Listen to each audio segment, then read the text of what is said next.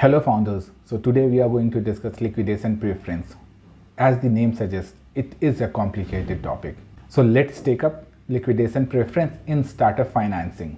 Liquidation preference is basically who gets how much when the startup is either sold or merged or acquired. Startups generally depend on financially strong partners to grow. During financing rounds, investment agreements are concluded, which is called term sheets, and liquidation preference are one of the major deal terms to be negotiated. They are the main feature of preferred shares. Investors can and in most cases should negotiate for versus the common shares which are generally given to the founders and the employees. A liquidation preference is the formula that defines who is paid first and who gets how much money when the startup is either acquired or liquidated, or when the startup's substantial assets are sold. When we talk about from the investor's point of view, liquidation preference makes sure that the investors get paid before in preference to the founders and the employees. The primary purpose of putting liquidation preference in terms is to protect investors from losing too much money if the startup they invested is doing less than what they anticipated. From the founder's point of view, it comes down to how much money is left once the investors receive their payments. At times, if the liquidation preference is too investor friendly, founders receive little or no money, even if the startup is doing good.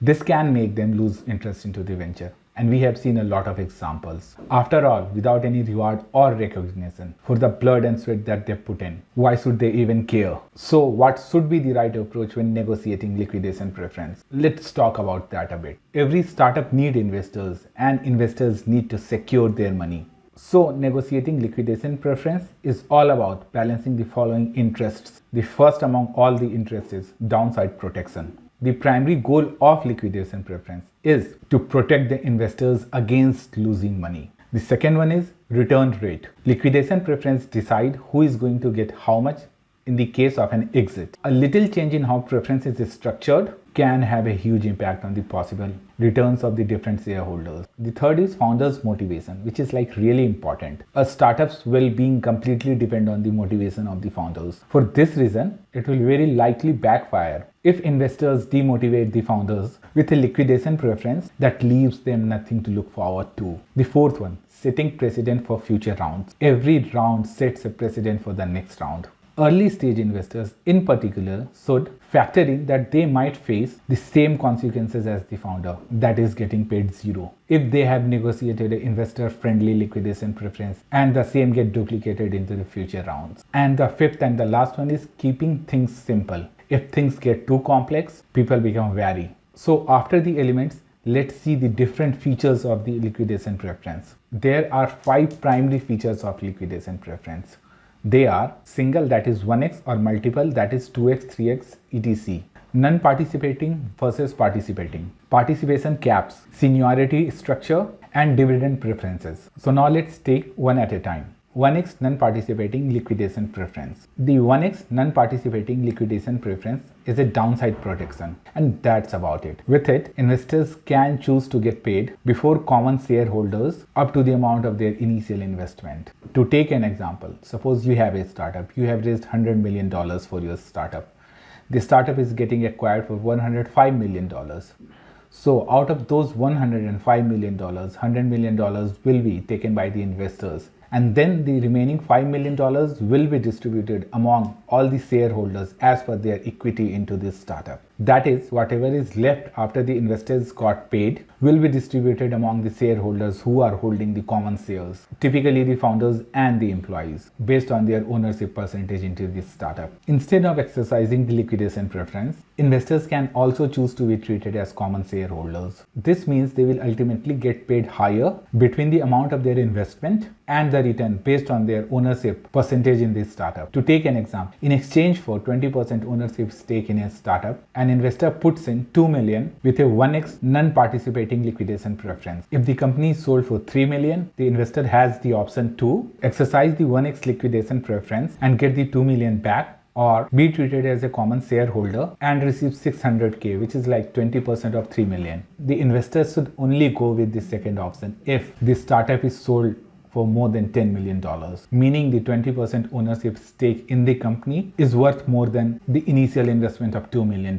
Now let's see multiples. A 1x liquidation preference means the investors get back the invested capital before the founders get their share. With a multiple liquidation preference, say 2x or 3x, the investors get a multiple of their investment before the founders get paid. Let's take the same example. The investor invested $2 million in a startup with a 2x non-participating liquidation preference in exchange for 20% of the ownership stake. The company is sold for $5 million.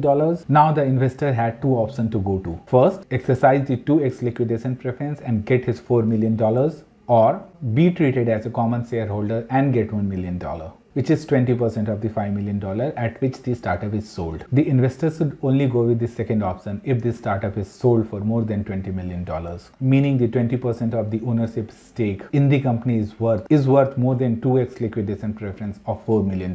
A multiples impact is especially significant in later, larger financing rounds and can leave the founders, employees and the early stage investors empty-handed if this startup does not perform extremely well. Now let's see the next feature, which is fully participating liquidation preference. With a fully participating liquidation preference, the investors double dip in the liquidation proceeds. First, they will receive their investment back. Then they also participate in the remaining proceeds in proportion to their ownership stake in the company. While in non-participating preference, it's either or instead of both. Now let's try to understand it with an example. In exchange for a 20% ownership stake of the company, an investor invests $1 million with a fully participating liquidation preference. Say the startup is sold at $9 million. So this is what the investor is going to get from it. $1 million, which is his total investment, and $1.6 million, which is the 20% of the ownership stake. In total, the investor is going to take somewhere around $2.6 million home. Now let's see the next feature, which is participation cap. Participation caps are used with participating liquidation preference. They limit the maximum amount that the investor is going to receive. They are often fixed at a multiple of the original investment, say 2x or 3x. In other words, first the investors receive their investment back, then they also participate in the remaining proceed in proportion to their ownership stake in the company until the cap is reached. That is 2x or 3x of the original investment. As with non-participating preferences, if the cap preference amount is lower than what the investors would receive if they converted to common shares, there is no point in exercising the liquidation preference. Let's take an example of it as well. In exchange for 20% of the ownership stake of the company, an investor invests $1 million with a participating liquidation preference subject to a 2x cap. The company is sold at $9 million. The investor receives $1 million, which is his investment, and another $1 million. That is 20% of the $8 million remaining proceeds capped at $1 million when the 2x of the original investment is reached. In total, the investor is going to get somewhere around $2 million, 2x of the original investment. If the company was sold for more than $10 million, the investor would choose to be treated as a common shareholder because the ownership stakes exceeds the $2 million of liquidation preference. The next one is seniority structure. When there is more than one financing round, it is also important to determine payment priorities between investors from the different rounds. This is also called the exit waterfall. Here are some options.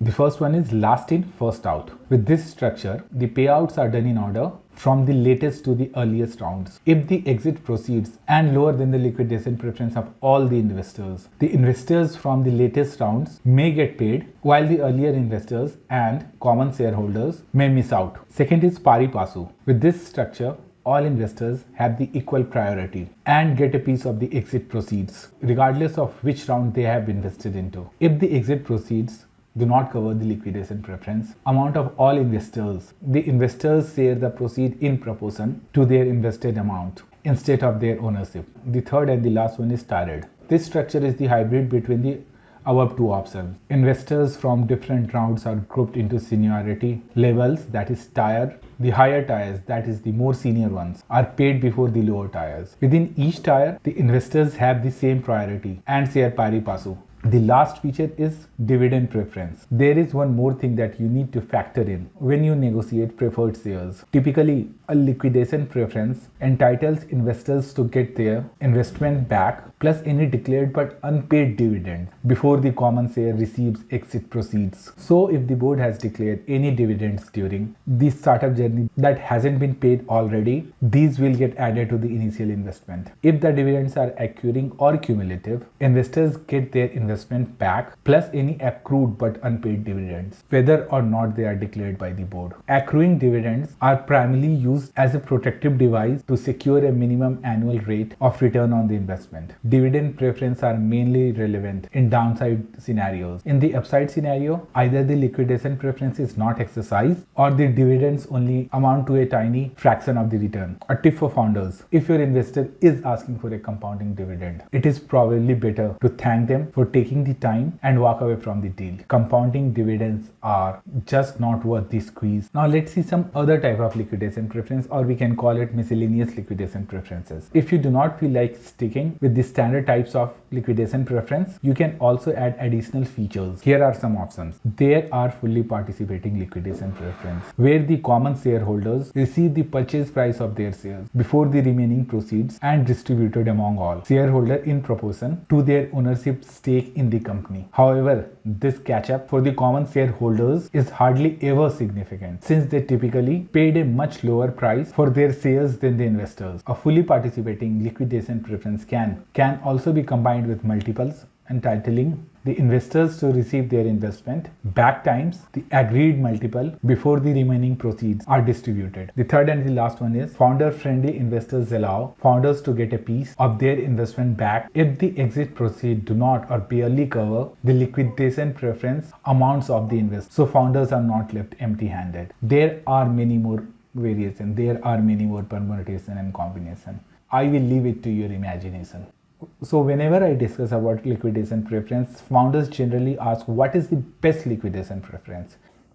Okay, so now what is the best liquidation preference? From an investor's point of view, participating preference is tempting. After all, getting the investment back and at the same time benefiting from an unlimited upside potential sounds like an amazing plan. However, previous rounds set precedent for the later rounds. When an early stage investor imposes a participating preference on the founders, the next investor will likely to do the same. This can backfire. Here is an example. The seed investor's return is considerably higher with a non-participating than a participating preference. Here is an example. An investor invested $2 million in the seed round of this startup in exchange of 20% ownership stake. The company has 2 more financing rounds and is then sold for $100 million. Here's how much everybody gets with a participating compared to a non-participating preference.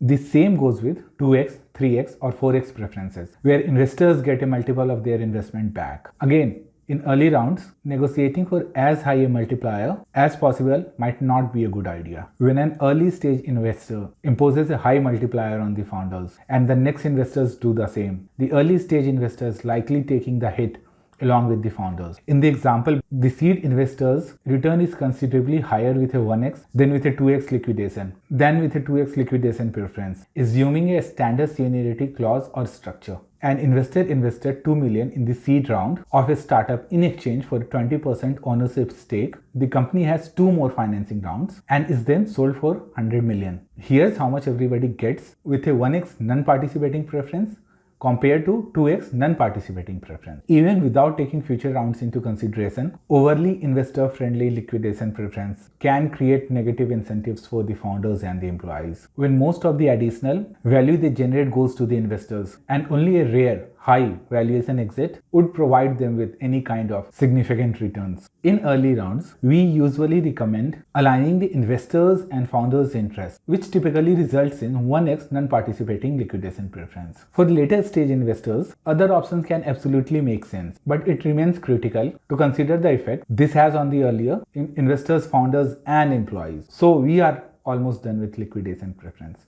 Let's summarize it. In financing round, investors provide startups with the funding they need to grow. Liquidation preference can protect the investors if the startup is sold at a rather low valuation and can ensure a higher return rate in an upside scenario. It is, however, a challenge to strike the right balance between the different interests at play, particularly when a startup had multiple financing rounds. There are many ways to structure a liquidation preference. Single, that is 1x, or multiple 2x, 3x, or 4x, participating and non-participating, etc. Each option has a different impact on the parties in the deal and their interest. Our general recommendation, especially for early rounds, is a 1x non-participating liquidation preference with no accruing dividend. The most important goal is to align the interest of all parties in deal as best as possible. If you succeed in that, it is more likely that everybody, investors, founders, and employee, will be working towards the same common goal, that is the startup success.